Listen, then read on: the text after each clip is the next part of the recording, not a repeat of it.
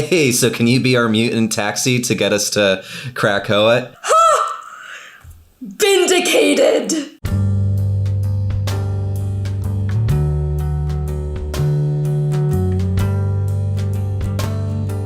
Hello, everybody, and welcome to This Week in X, presented by Crushing Comics. I'm your host, Crisis with a K, and I'm here surrounded by three of my comic-loving friends from around the world for me. They are Harry, Tyler, and Fariha, and we have assembled today to talk about Children of the Atom, issue number 3. It was out on the 12th of May, 2021, and this comes with a warning, which is our standard spoiler warning. We're here to discuss all the details of this book, so we hope you're here for that. And we might also discuss other details of X-Men and their continuity, so we're not going to be holding back with any spoilers at all in this discussion. Children of the Atom, number 3, as we always do, we're going to start with initial reactions, starting with Tyler. This is 5 out of 5 for me. No, I'm joking. Oh man, I don't know. I just wanted to see what your faces are. Here we go. Don't worry, you're gonna get my feeling when it's my turn. Such a meme move, dude. Wow, it's going to be that episode, huh? I mean, I do not really connect with this issue as much as the other two, to be honest. It is okay. The mystery deepens a little bit. We get one non-X character appearance in this book, which was kind of a surprise, and I had to use Dr. Google to figure out who he is, and it is okay for me. I give it a 2.5 toys on the shelf out of 5. Wow. I love this. I am like 3 for I've decided, because I've been wondering, like, what is this book? And at this point, like, there's a lot of stuff that we've talked about with this, but I think on a pure fundamental level, this book just gets human drama and intrigue and just emotions so well. We are 3 for 3 of just fleshing out these different characters and doing it in like an economic but super impactful way. And like, I was just reading this book like, again, being like, wow, this character, like, I care about this person. I want her to be okay. Like, I feel bad for the things she's going through. I felt some of the things that she's felt. And that's like the most fun kind of thing you get with Marvel Comics, where they are these larger than life characters or superpowered characters, but they have that kind of human emotion. I mean, there's so much that I'm sure we'll talk about with its relation to Krakoa and the idea of, identity appropriation and all of that. And I'm excited to get into it, but like on a very fundamental way, this issue was really strong at getting across just a person who's struggling and is unsure of herself and kind of what that looks like. And I think it ends in a really interesting place. So I'm going to give it a 4.5. Just 4.5. So for me, if the ending means that this character is a mutant, this is a straight up 4.5 out of 5. However, if they pull the rug and then say that, oh no, she's never a mutant, but this is a reaction to some medication she took, this will be a 0 out of 5.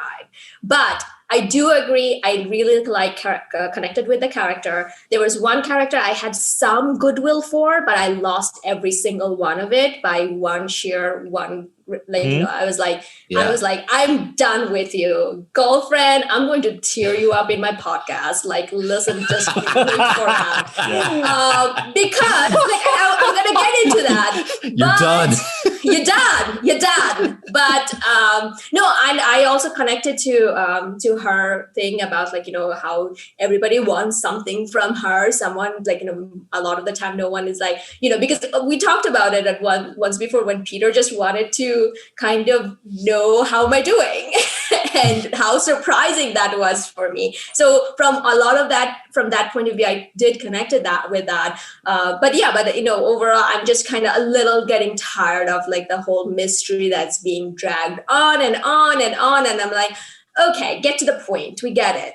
You're trying to do. And then a lot of the time, because I read it just before I went to the shower, and then in my shower, I was thinking, how awesome would it have been if this was set in Gwenpool universe? If they're actually kids in our world and they're reacting to it. And then somehow there's a connection to Gwenpool. I was like, oh, and then and then how they're trying to get into Marvel Universe and get into the Krakoan Gate because they found out how Gwenpool rewrote herself as a mutant.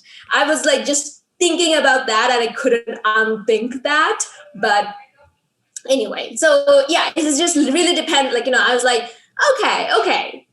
And also, they Vidala got some extra kudos point because of the last New Mutant. So I'm willing to give them a pass. Goodwill's seeking it. Goodwill, yeah. So Fariha rates it either a 0 or a 4.5, depending on how the next issue begins. Exactly. Depending on next issue. So Then we're going to retroactively come back and put a cut on it. Come back. So I feel in a way that this almost became my supervillain origin story in the way that the past 2 issues have been for Fariha, because it's the first time that there really hasn't been like an X-Men presence in the issue. And I really found myself in the middle being like, what is this nonsense? It's not an X-Men book. Like, get it out of my sight. But on the other hand, I had the total Harry reaction of like, if this was just not in the X-Men universe, if this was not called Children of the Atom and it was just called Youths, I don't know, I would probably love it. And I would probably be giving it like a 5 out of 5 because Vidala is incredibly good at this.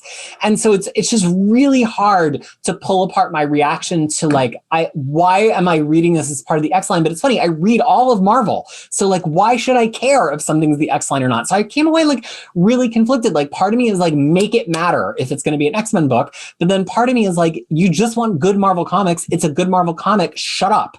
But beyond all of that, I think the art change hurt it really badly. I know that Bernard Chang is not for everybody, but I think that he brought a really unique look to the book. I think he brought a very unique look to the characters. I think the colors on him were phenomenal. And this art to me, even though I really do like Paco Medina, this was just it was negligible. Like I didn't even care. I never stopped on a panel. I never noticed it once. And so I think that if the art was stronger, maybe I wouldn't be having this like existential crisis about if it's an X-Men book or not, but there was nothing to hang on to for me visually. It was bland. It was the thing is that total just bland white bread art to me. I mean, at least we do get a good Paco Medina here instead of a bad Paco Medina.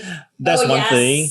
And but I do have to point out the same something that Peter sort of mentioned, touched upon.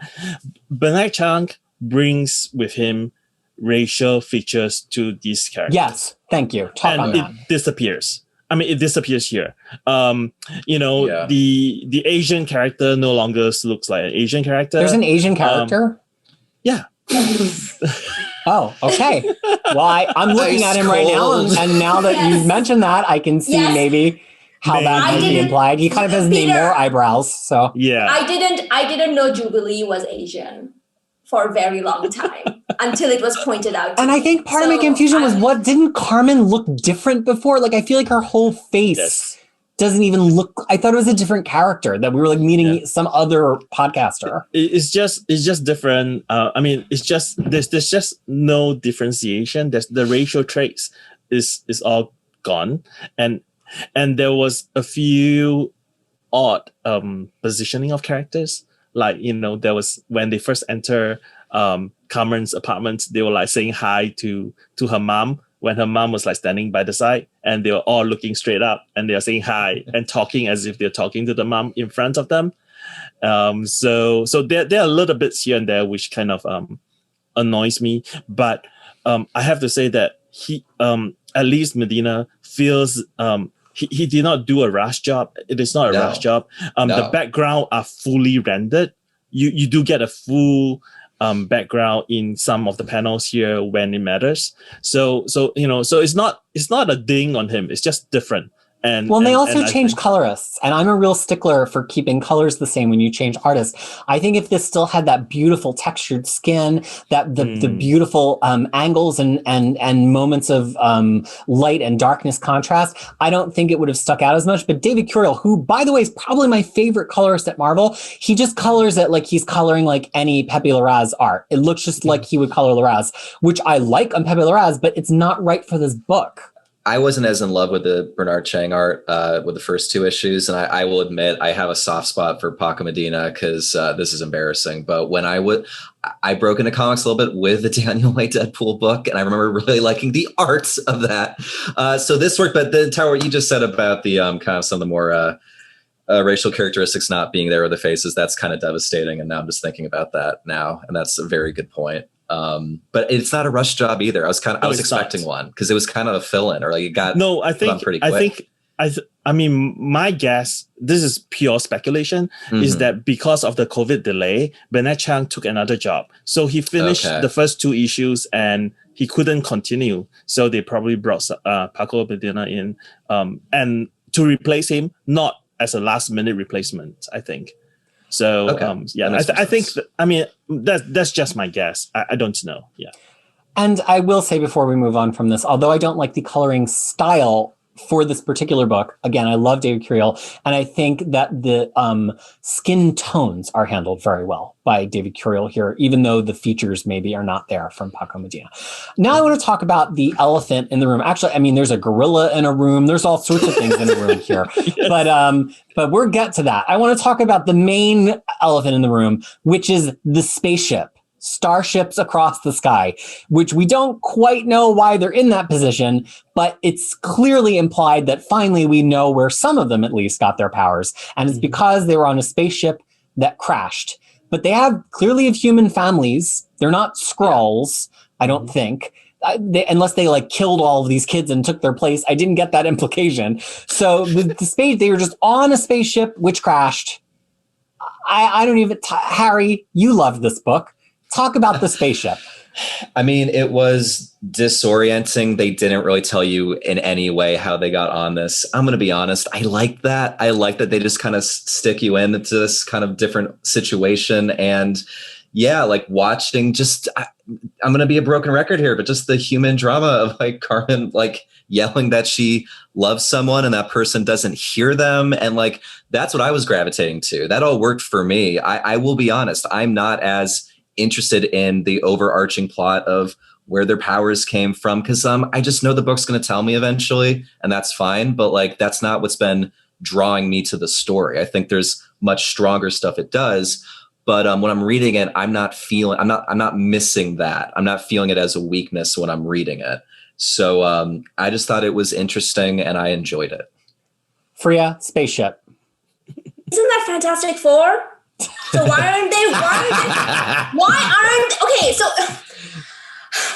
so this is, I mean, I'm just like at my wit's end with this book, because I feel like this is finally going to break me at some point. Because the thing is, here's the point, because they were talking about it, the first one, Buddy was saying how she connected with X-Men and because they're different and all of that. This is Marvel Universe. This is a world filled with different people. This is the world filled with different heroes and stuff. So what about X-Men that she connected to that a Fantastic Four could not provide her, even though there was this spaceship and all of that. So, and because of that, it's really kind of killing the character for me, because I feel like this is one of those characters who thinks that she needs to feel oppressed in order to feel different, and she connects to oppressed people, it just because she surrounds herself with different non-white people around her. And the thing is, because I have genuinely met these people when I was in school, when I was in college, when I first moved to Canada, and it really bothers me, it really bugs me that it's like, okay, so what is your angle? Why are you so hung up on going into Krakoa, and why are you so hung up on feeling different, when in a world there is actually provides difference and different idea, the heroes and everything? Why are you hung up on this particular group who is known to be hated? So I don't know. I mean, it just like, and the whole point of the spaceship and I'm like, I don't care where they're going. At first I thought they were in a simulation because they were trying to feel like X-Men, but then like, oh no, it wasn't a simulation, it was an actual spaceship. So I don't know whether they actually gone into Krakoa somehow, because one of them may be a mutant and she was holding on to her hand, and maybe that's what happened, whether that was the cause. I'm just done with this mystery, this mystery. Like, what is this? This? Tyler, spaceship. I don't know. I mean, I've not read. Sorry, Zach. I've not read Power Pack, so I don't. First of all, how dare you? So I don't know if this actually tracks with Power Pack. No, they don't really get on a spaceship. It's much more of like a Green Lantern situation where like got it. He's on Earth. Yeah. Okay. So initially I was thinking, oh, are they trying to create a modern day power pact, in conjunction with that aren't a bunch of white siblings that aren't going to play well in correct. So I thought maybe they were going that angle. But You're right. I mean, the thing is that there were a few things here which sort of got me interested in the sense that well, first of all, they went onto the spaceship. We are supposed to believe that they landed safely somehow. And Buddy, who was supposed to be hurt, was not really hurt in the very last page of this. When she was like, oh, so I don't know if they are really who they are right now, or they are who they, the someone has taken over them. We have seen. I mean, I hope it doesn't turn out to be a Brood thing. I was thinking that also. Yeah, because we do have the Brood, sometimes mimicking humans with powers. So that will be another thing that, and I mean, it kind of like, when Carmen changes at the end, she has like claws and like sharp teeth. So I don't know if that is a manifestation of her powers or a result of the Brood coming out or something. I don't know. They're also high school students. So where did they get the spaceship? Well, they didn't get the spaceship. They found it. Oh. Well, okay. Yeah. So here's my commentary, which I think, I bought them more when they were just kids who felt different, as most teenagers do at some point, and identified with the X-Men because they were always friends and they feel different and they're questioning their connections to each other, but they also want to be unique. Like, that really read for me in the first two issues, and I was here defending it. However, to then insert, oh, and by the by, these kids are X-Men fans after their spaceship crash. That's you've now pushed it too far. It's like, I don't know, it's like mutants having a helicarrier. You've pushed it too far, and my suspension of disbelief has been broken now. I'm like, if you were on a spaceship crash and now you maybe have powers and you've decided to feel that way about the X-Men, that's why I'm with Fariha. I'm like, feel that way about the Avengers, feel that way about the Fantastic Four, feel that way about the New Warriors, feel that way about the, like, I'll do the Power Pack. I'll just keep naming teams because this does not make you like X-Men. But the thing that I come back to, and I think some people appropriately kind of held us to account for this in our last episode in the comments, is like, we're so focused on wanting mutant representation on the page that we're almost kind of looking the gift horse of the mouth that we're getting really great representation otherwise on the page of people that reflect people's real identities in the world. And, clearly we're not an all white panel here. So that's not lost on some of us who enjoy seeing reflections of ourselves in the media. At the same time, though, we all have gone around and said, even if the book is annoying us, we think Vita Ayala is doing an amazing job creating these characters. Let's reflect for a moment that, like, we get introduced to multiple different family, environments here that are representative of different people in the real world. And they're all written extraordinarily well if we can take off our X-Men glasses. Yeah. And so I want to just talk for a moment about Carmen's family life. She's in this big, happy family, and everybody depends on her. And she has this sense that she's nobody's favorite. And by everybody depending on her, that she's the weakest link, which is a really interesting thing. Almost like, if everybody needs you, is it actually all that unique to be needed? Which is a very complex set of emotions there. Fariha, what did you think? Kind of removing the fact that this is an X-Men book. Try to put it away for a second. Yep. What did you think about Carmen's family and family life and how that was reflecting on her? And then if you want to connect that to Cole's family and family life, feel free. But you don't have to right now. We'll get to Cole. So the thing is, like, it's actually very real. Like, it's a very realistic portrayal. And then, the eldest child, the daughter especially, if you are comparing it to it, the oldest daughter often gets the mom role. the mom role. And then in that whole, like, oh yeah, like, like this is how you are going to be. And then this is what it is. But I don't know. I was thinking, but haven't we seen that many places before? Like, why can't we just do it differently here? Why can't, her life be like, oh, okay, she's like, this is not the same exact family dynamic we see all the time. I mean, there is something to be said about representation, and there is something to be said about the same stereotype representation being done again and again. And I felt this was another stereotypical representation. As soon as she said, oh yeah, everyone, I'm like, oh, the twins. I'm like, of course your mother wants you to take care of the twins, baby. Of course.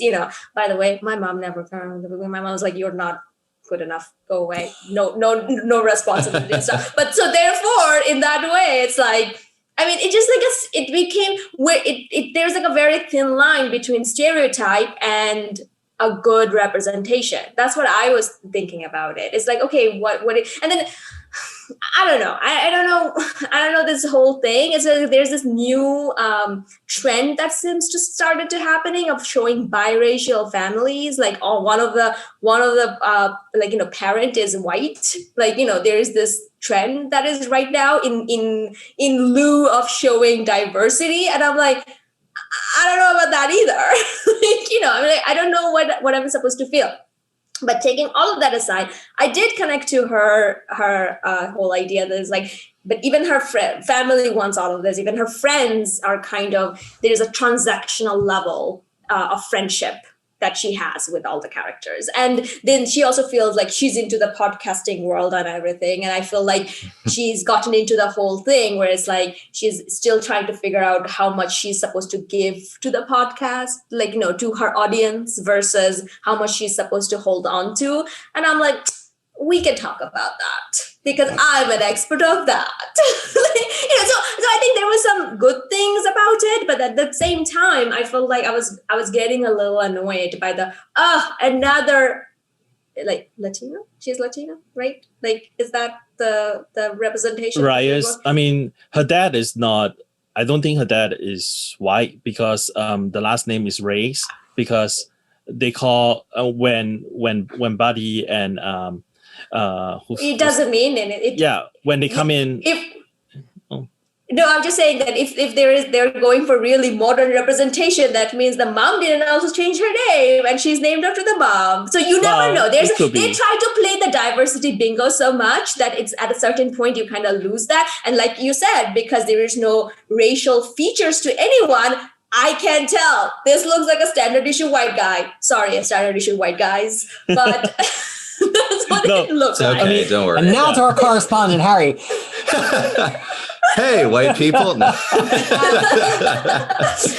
I mean, that's what I wasn't sure. I mean, yeah, it's like, okay, sure.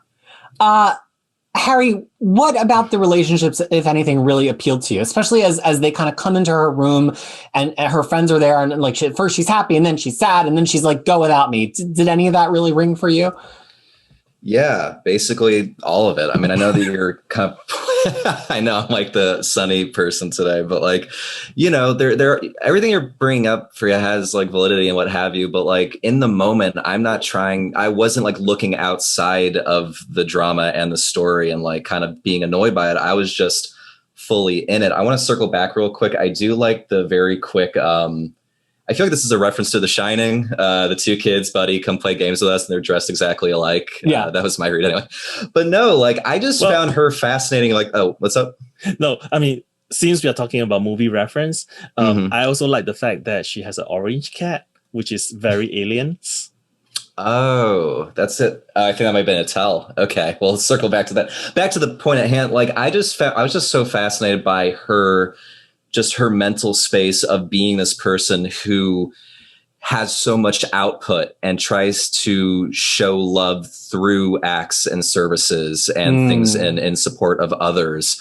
And by that feeling almost restricted and repressed by that, by not knowing if she herself is being valued or the services she has. Like that was fascinating to me. I thought that was all really, really good. And like, not to get back to it, but Paco Medina, he is a very expressive artist. I think the emotions were sold so well on the faces. And I appreciate it a lot more considering other books this week that might have not been able to do stuff like that. I was just fully within what Ayala was trying to do here. And I think that we're 3 for 3 on nuanced, interesting teen characters, which I'm a mark for. I like high school Marvel comics. That's like a soft spot for me. And like, this just felt all very authentic, and that was great. Tyler, again, remember we're keeping our X-Men glasses and hats off for this reaction. Oh no! What did you think about Carmen's family life? I mean, the 2.5 that I gave to this issue all has to do with the characterization and the inner monologue of Carmen. And to me, I think I'm not a doctor, so I'm not sure. Tyler is not a real doctor, everybody. Yes. You've given me a lot of medical advice. Now I'm worried about the stuff I ate, dude. That's not good. All this stuff. You need to read the fine print. Listeners, nothing that Tyler has advised for your health. You need to read the fine print. I'm not supposed to huff paint. Oh my God. Okay. And Carmen basically needs a Peter, like, in her life. She needs someone who calls her up and say that, hey, you're going to be here on time, right? Because it's important to me. It is really important to me. And okay, so the reason for my preface earlier was because is Carmen actually depressed or meant to be depressed? Because in the very first page, she was actually crying for no reason, or for no apparent reason. She was just looking at the photo and then she was crying. And then she sort of like switched that off and turned on the camera and start blogging. I mean, that was something that really stood out to me that I had to keep going back to, that like she has this game face, right? Like she's upset about this. She doesn't know if she has enough of herself left to give, but it's podcasting time. So you turn it on and you say, hi, everybody, it's Carmen. And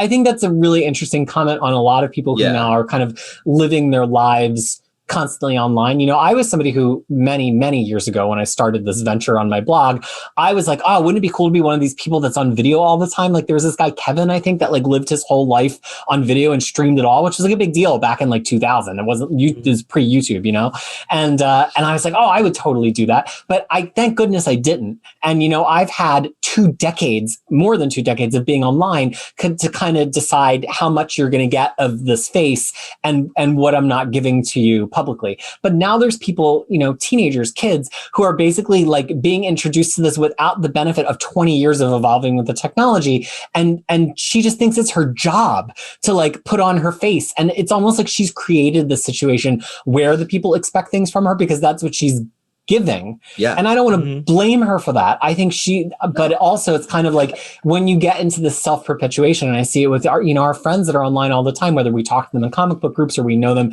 because they're friends of ours regionally that we've introduced each other to. It's kind of like, you can step off that treadmill, but sometimes it seems like it's impossible to step off that treadmill, and you perpetuate more and more problems by trying to run faster and faster. You're not the Flash. You can't travel through time with it. Sometimes you have to just step off. It's emotional compartmentalization of just shutting yourself off to put on like a happy face. And well, we see that Carmen is very compartmentalized here, right? She's got a lot of boxes. She's got her buddy box. She's got her family box. She's got her podcast box. And I might be a brood monster box. Maybe. And she's having trouble establishing the lines. Fariha? Yeah. No, I mean, that's the thing. Like, it was all good until the last moment when there was a transformation happen. Then I'm like, oh, so was she upset because of the transformation? She was feeling bad because of that? See, there was no way to kind of I thought that maybe she was feeling bad throughout the day because of that. I think so. I think that's implied. That's kind of bubbling under. Yeah. But then, so she's already depressed, and then something else is happening. I don't think it's the one thing. I think a mix. I mean, that's the thing, and I think like the other thing also is that I feel like Carmen is also not because she is the dependable ones. She sometimes doesn't establish her boundaries as well. Because Gabe came into her room and just started flipping through her sketchbook, in which she sketched herself and Buddy on the same page, and she's not happy with it, but she only voiced it in a very sort of like soft way, and not like say, hey, that's my private stuff. Don't look through it without my permission. But she didn't put it that way. So I thought that was a kind of an interesting beat to this as well. Well, I'm going to move us on to dinner at Cole's house. So all three of them are the older trio of the kids, of the five, are supposed to go. Carmen begs out, maybe because she's depressed, maybe because she's a brood. We don't know yet. Mm-hmm. And so Buddy and Gabe go. And Tyler, I completely missed and had to pick it up from a tweet that one of the characters in the scene is an established Marvel character. So why don't you set up a little bit about for us what's going on at this dinner? I was looking at this guy. I was like, okay, they specifically named him. I do not know him, but Dr. Google should know him. And he's also comedically large in a way that you're clearly supposed to. The most evil-looking man there has ever been, and has gloves too. Yeah, and he's wearing gloves to dinner. Yeah, so this looks suspiciously like number one in Umbrella Academy. So it does. Yeah, so I was like, oh, okay, I'm gonna Google it, and turns out to be like he's Gorilla Man. Who has never appeared in, I think, any X comics before, or at least not in my memory. So, yeah. So, and it turns out that Cole is not a mutant, but is a sinister type. Basically, he's mutant by injection. Human, spliced with like mutant genes. And this is the part which I kind of like, I don't really like this part because we have done many villains that treads that line. So it's not, I don't really kind of like, I mean, it's a new era. Please come up with like better villains for the Krakoans. Let's not go back to the same old that kind of thing. So this is a part which I kind of like didn't kind of like the part. I mean, I do like the two gay dads, and they were so cute. Yeah, it's very is kind of stereotypical, but it tracks very well with couples that I know. So they do act that way. So it really works. Yeah, and we can talk about another couple later on, which also really works for me. So, wow. Okay, Harry, whose side are you on here in the Cole and Gabe discussion? Is Cole right for being upset that Gabe didn't visit him and only cares about him now that he might be mutant by injection, or is Gabe right that like it's hard to see your friends go through things like that, and he's here for him now, and he's not actually just there because he thinks he's a mutant? I think Gabe, you get where Gabe's coming from. Like, it is hard watching someone fade away like that and what have you. But like in this moment, it comes off pretty bad that Cole and his friends show up and are like, hey, so can you be our mutant taxi to get us to Krakoa? Do you think you could go through gates? Have you tried? Yeah. Have you gone near a gate? Do you want to go on a walk to a gate? It's such like a very like recognizable, just like faux pas of like, hey, you're using me and I see you using me right now. And that's not cool, No, but it's not Gabe. Yeah. It is Buddy. Yeah. Buddy, sorry, right. Yeah, it's kind of like Gabe who winds up resolving the conversation. But Buddy's the one that's pushing. But being part of that group and just like the optics of it is more what I was referring to. It just, it's nuanced, and you see, I hate that phrase, but you see both sides, and like it makes it's like a powerful scene. And again, like I wasn't blown away by the big gorilla man either, but like everything else that was happening in the scene was like so striking to me that like I just kept going with it. Fariha, dinner? I mean, this is where I was like, I have no sympathy for Buddy. Like, I absolutely don't. I know these kind of characters, like, and unfortunately, they're almost always white, and they need to surround themselves with like less privileged people in order to feel something. I don't know what it is that they're going through, but I know for a fact that there was one time someone, one of my queer, one of my gay friends was actually told that like she is friends with her so she can go to lesbian bars and not be bothered by men. Like, it just reminded me a lot about it's a lot like a gate. Yeah, it's a lot like it's like and that's one of the reasons is like because she was saying that how she saw X-Men and she felt I'm like really, but why? But why in the world where there is like other heroes you are connecting to this? Like what, like and because at first I thought that okay, maybe she's non-binary, she's queer, but it seems like that's not the case because she's I think there's enough hints in the art that I think that there's things unsaid there. Carmen calls her a she, like so she's going by she may be non-binary and go by she they. She may be trans and have already transitioned. She may be trans and has not yet trans. Like I feel like there's been enough hints that I'm not willing to just say that this is like resolved at this point. Okay, but anyway, but the thing is like her constant pushiness about this, it has like left me no sympathy. Like it just like it. So you are nauseated by such a character. But if this character is written so well that it causes you that makes you nauseating, isn't it a well-written character? Yes, but problem is Krakoa doesn't have representation in United Nations. Krakoa doesn't have school. Krakoa doesn't have a lot of other problems. I would rather be focusing on that than talk about these idiot kids. But then we are taking our X-Men glasses off when are we taking are the glasses still off? I wasn't clear if you can wear X-Men glasses for dinner or not. I didn't really say. I thought the glasses were off for just back on. It was back on. Like the same exact thing what Peter said. Why isn't this called like this is something that I said last time and Peter said it this time. It's like why is this not book called Youths of Marvel? Call it Youths of Marvel. I know we're just coming from different perspectives here, but I really feel like we might run the risk of missing like the fact that these are all really interesting kids from different perspectives. No, they're not, to be honest, because I have gone through this, I have lived through this, and I don't find this interesting. Do better. Do better, Marvel. Try harder. Here's the tag that I'll put on that, because much like Harry, I see multiple sides here. I do think it's good when a book gets somebody from life so right that they bother you exactly the way that characters do in life. And I think that there's this trend now that people want to dislike a work of art because it has a character that's dislikable. Yes. And that really bothers me because we're trying to make everybody in fiction so palatable that we wouldn't object to them. Like, it's like saying I'm not going to read Hellions because at one point Sinister was using Nazis as a cover for his eugenics. So I'm not going to read a comic with him in the lead.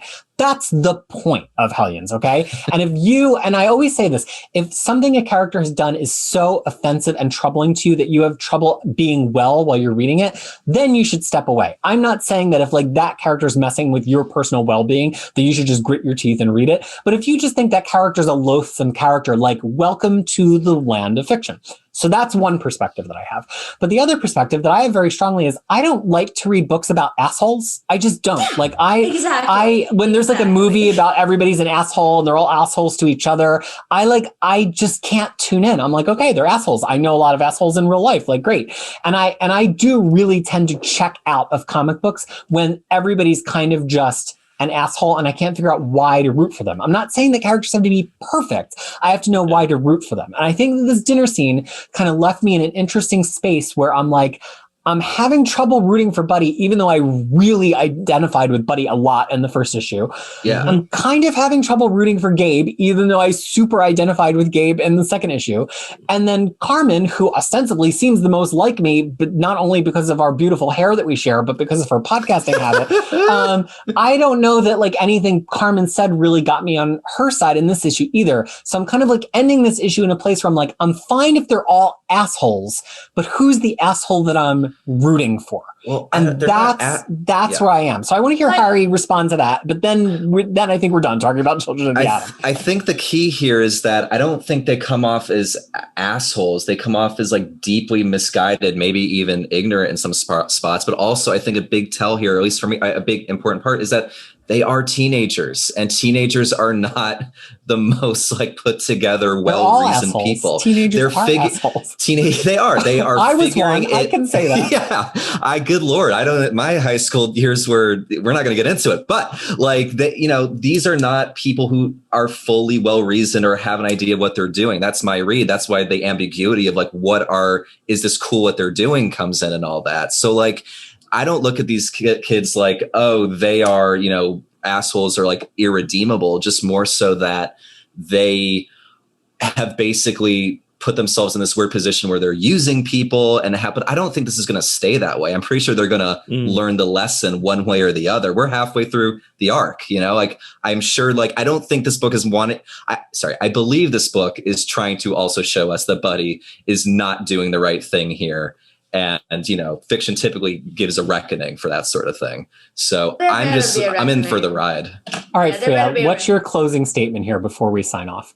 No, I mean, because you were saying that, you don't like, the thing is, because I talked about it before, it's like, okay, where is the escapism that comes in? Like, if I'm going to invest in a story and then I'm going to be watching people who genuinely hurt me in a way, and then or type of people, that's not providing me escapism, and that's not providing me something to root for or someone to root for. If this is supposed to be heroes, I need them to be a little better than what they are. What people that I just can step out of my house and meet them and they will be just the same as asshole. Like I'm just not interested in that thing. So it's not that I'm not going to be reading it, but as I'm reading it, I'm going to be hating it, and you can't and that's not good. I'm not going to stop that.